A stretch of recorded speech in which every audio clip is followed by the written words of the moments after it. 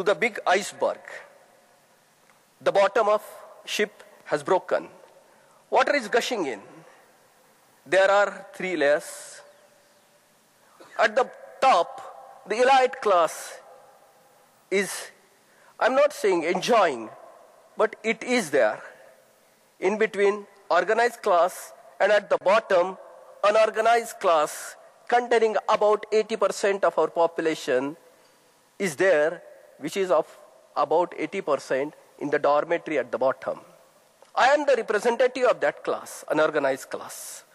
Farmers, students, small-scale entrepreneurs, everyone comes under this. Water is gushing in. And by the instinct of survival, the panic is there. Everybody is moving. Upper 2 classes are having a bit glimpse, but that they are not fully aware what is happening downstairs. Water is gushing in. And the possibility is very obvious. That ship may get broke off. A giant ship, we have seen the parts of the giant ship is floating around. In 1989, USSR, that has been broken in 7 pieces. We have fear. And now, same feel is here in my heart too. Are we going to face the same fate? Now, nobody is passenger on the ship. Nobody is a traveler on the ship. We are victims.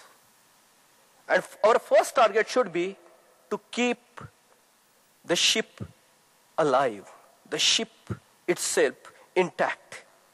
So we have to rush down to the down and we have to repair the ship first. This is what we look at our current social reality.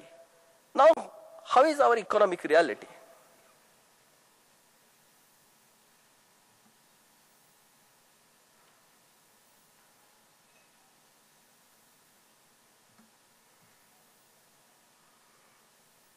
Our country is like a multi-storied building. The building is being provided by the water requirement provided by the upstairs or upper head tank. This tank is being fed by a bottom water storage. There are pipelines which are lifting. The mechanism is lifting the water from bottom tank to overhead tank. This analogy, this is very analogous rather to our national economy. The overhead tank represents our government treasuries, government revenues. The left-hand side, from where the resources are being lifted, these are our revenue side of our nation, our government. And the right-hand side, the pipes and the domains to which the resources are being provided is our expenditure side. Now, we can observe that water or resources, before reaching to the overhead tank, they are leaking out. Revenue is leaking out. That is a spot. That is because of the complexity of the pipeline and the mechanism which is lifting the resources to the government, that is a taxation system.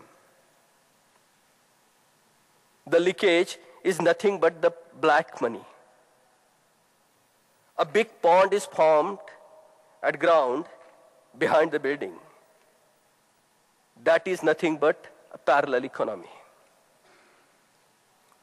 The size of parallel economy now is bigger than our legal economy. That is the capacity of the overhead tank. One more thing you will observe. From expenditure side, there is no provision for political expenditure. All of our politics, from where they are being catered, because there is no legal or budgetary provision for political domain, for elections, for philosophy spread. There is no legal or budgetary provision.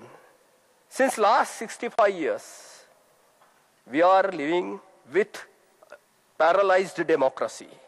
The paralyzed, I am using this word very specifically.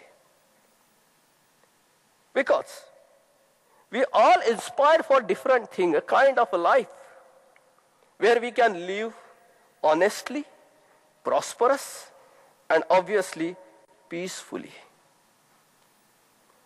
But today, dismay. What is it? A sarcasm. Today, at ever what we are feeling, every point of way of life, disgust, frustrations, because our governing is totally collapsed. Most of our governing bodies are coming, I'm typically talking about the politicians and politics. These are coming from the resources of the parallel economy pond. There are the interests, that's why the interests are alive. Political interests are alive because of the existence of parallel economy. Our ambitious politicians, they also want to change. At least we expect them to change, have that view, that entire scenario can be changed. But how this can? For that, we have to have a complete solution. The overhead tank should be completely filled. The leakage should be stopped.